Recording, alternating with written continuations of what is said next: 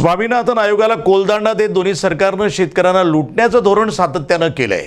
शेतकरी जगला तरच देश जगेल असं प्रतिपादन राजू शेट्टी यांच्या प्रचारासाठी बच्चू कडू यांनी इस्लामपूर इथं सभेला संबोधित करताना केलंय। जयंतराव 2 वेळा अर्थमंत्री होते, त्यांनी कधी शेतकऱ्यांचा कळवळा घेतला नाही। फक्त त्यांच्या कारखान्यावरती आंदोलन केल्याचा राग मनात धरून त्यांनी सरुडकरांची उमेदवारी जाहीर केली आहे, अशी टीका प्रहार संघटनेचे आमदार बच्चू कडू यांनी केला आहे। तर स्वाभिमानी शेतकरी संघटनेचे उमेदवार राजू शेट्टी यांनी मतदान झाल्यानंतर लगेचच उर्वरित रकमेसाठी पुन्हा आंदोलन सुरू करणार असून कारखानदारांनी माझ्या विरुद्ध रचलेला हा कुटील डाव, हा माझा शेतकरी मोडून टाकून शेतकऱ्यांचा आवाज संसदेमध्ये बळकट करणार असल्याचं सांगून येणारी विजयी सभा याच इस्लामपुरात या यल्लमा चौकामध्ये होणार असल्याचं सांगितलं। यावेळी इस्लामपूर परिसरातून मोठा जनसमुदाय उपस्थित होता। यावेळी पोपट मोरे, अजिंक्य पाटील, संदीप राजोबा, प्राध्यापक जालिंदर पाटील आदींची भाषणं झाली। तर तालुकाध्यक्ष भागवत जाधव यांनी स्वागत केलं। सूत्रसंचालन संदीप कुडचीकर यांनी केलं।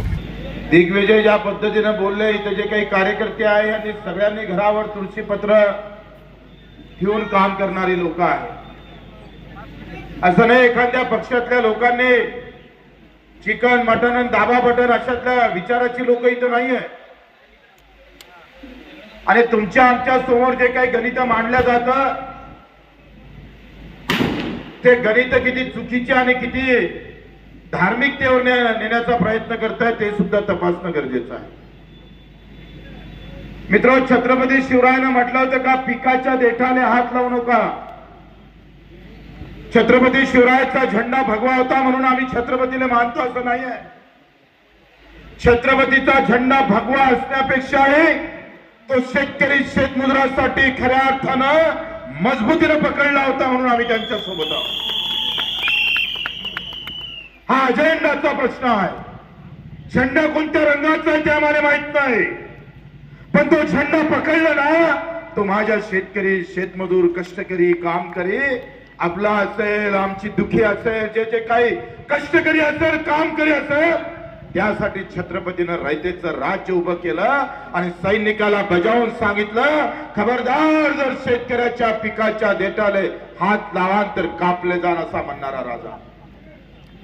आता तर हराम खोरो तुम्ही आमच्या खिशात हात टाकायला लागले। अरे शेतकऱ्याच्या पिकाच्या देठाले पिकाले म्हणत नाही, पिकाच्या देठाले। पण आमचा हात तोडण्याची व्यवस्था तुम्ही करून ठेवली होती काँग्रेसने। स्वामीनाथनांचं काय म्हणणं होतं, मी माझ्या गाडीत बसता बसता आमच्या तरुणाला विचारत होतोय का ऊसक किती येतोय तुमच्या एका एकरीमध्ये। कोणी सांगत होतं 40 टन, कोणी म्हणत होतं चांगला चांगला पिकला तर 80 टन। स्वामीनाथन काय म्हणताय, उत्पादन नाही उत्पन्न वाढलं पाहिजे। उत्पादन बढ़ने से नहीं बढ़ता काम, खिशात पैसे किती येतात। आम्ही 40 टनाचा ऊस आम्ही 80 टनावर घेऊन गेलो, पैसे 40 टनाचे येत असं तर त्यामध्ये शेतकऱ्याचं भला होऊ शकत नाही। स्वामीनाथनची पहिली आणि खऱ्या महत्वाची शिफारस कि उत्पादन बढ़ने से कुछ नहीं होगा, उत्पन्न बढ़ना चाहिए। उत्पन्न म्हणजे पैसे जास्त आले पाहिजे। अरे 200 रुपयानं जरी काटा मारला जयंतराव, 3 एकर शेतकऱ्याचे आम्ही पाहतोय 24,000चा झपकट केलाय तुम्ही। अरे तुम्हाला मत नाही, जे मत मागायला येणार ना त्याला खड्ड्यात घातल्याशिवाय राहणार नाही अशी शपथ घेणं गरजेचं आहे। अरे 3 एकर वाल्या शेतकऱ्याचे जर 24,000 पर इयर तुम्ही जर आम्ही पाहतोय आमच्या खिशात तुम्ही हात टाकत असाल तर गणित आम्ही पाहतोय ही लढाई हक्काची आहे। गर्व से कौम मुसलमान असं म्हणत असाल तर ते जरूर म्हणा, पर एक नारा तो इस देश में ऐसा भी लगना चाहिए, गर्व से कौम किसान है इस देश की शान। हा शेतकरी एका दाण्याचे 100 दाणे करणारी औलाद आहे आमची। पण कारखानदाराच्या घरी नफा जात आणि शेतकऱ्याच्या वाट्याला तोटा येत।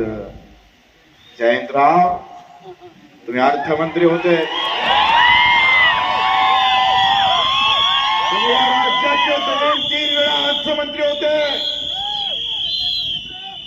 अगर आप अगर छत्रपति शिवाजी महाराज को अगर मानने वाले होंगे तो हमको भी बता दो, जयेंद्र तुमच्या बजेट मध्ये शेतकऱ्याचा हिस्सा किती ठेवला ते पहिले सांगा.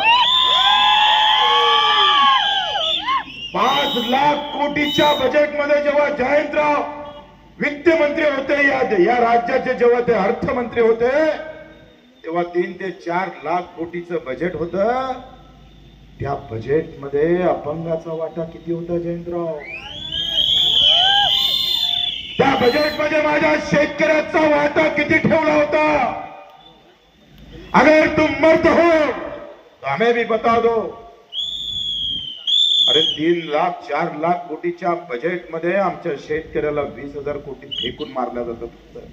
NTV news Marathi, Sangli.